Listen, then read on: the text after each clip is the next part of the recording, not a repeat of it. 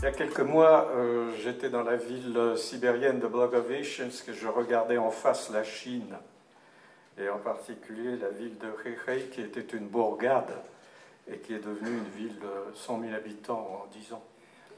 J'avais comme guide déjà ce livre que nous avons découvert grâce à Isabelle Hilton de Julia Lovell, The Opium War, dont le sous-titre est en somme « Opium, rêve et la fabrication de la Chine ».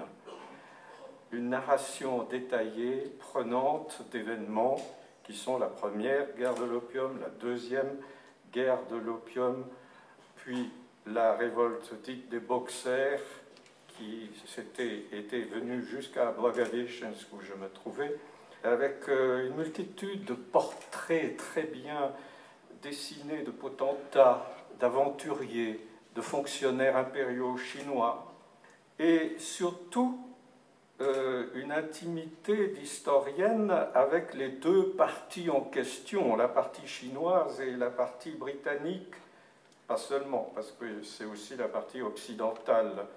Et donc nous avons une histoire des événements tragiques, très désagréables, à relire dans le livre de Julia Lovell, et du buzz médiatique, comme on dirait aujourd'hui, qu'il y a eu à cette époque. Une relation inégale entre la plus grande puissance coloniale de l'époque impériale, faisant une guerre immorale à un empire qui était en perte de puissance pour imposer une drogue, un narcotique que faisait cultiver dans une autre de ses colonies en Inde, car ça vient de l'Inde, et forgeant ensuite le mythe d'une Chine dégénérée qui se vautre dans l'opium et qui répand insidieusement cette maladie de l'opium.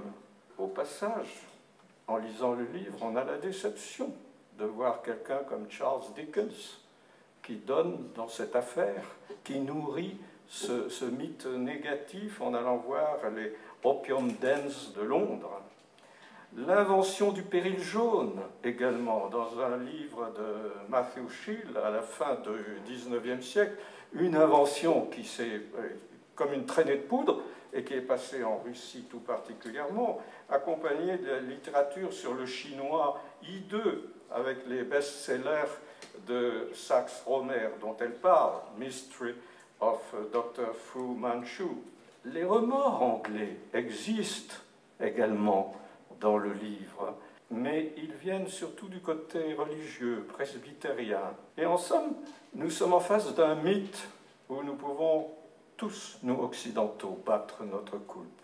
Un mythe qui invente, qui d'abord fournit l'opium à la Chine, et ensuite invente un mythe de la Chine criminelle qui essaye d'insinuer la dégénérescence à notre jeunesse. Bon, vous reconnaissez des problèmes d'aujourd'hui, des problèmes des narcotiques d'aujourd'hui, vis-à-vis d'autres pays qui sont en train de fabriquer l'opium. Alors ce livre nous mène sans emphase à une question essentielle.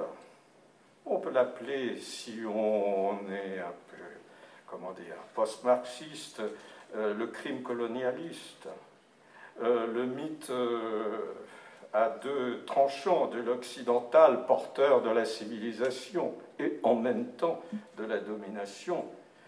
Et puis cette conclusion difficile sur la fabrication des nations. Il est normal que la Chine d'aujourd'hui se fabrique aussi à partir des ruines d'un palais d'été que l'on visite, qui a été démoli par les Anglais et les Français. L'ouvrage est mesuré et il nous parle de ce 19e siècle d'arrogance européenne qui est toujours en nous. Donc c'est un livre qui pour nous comporte une moralité.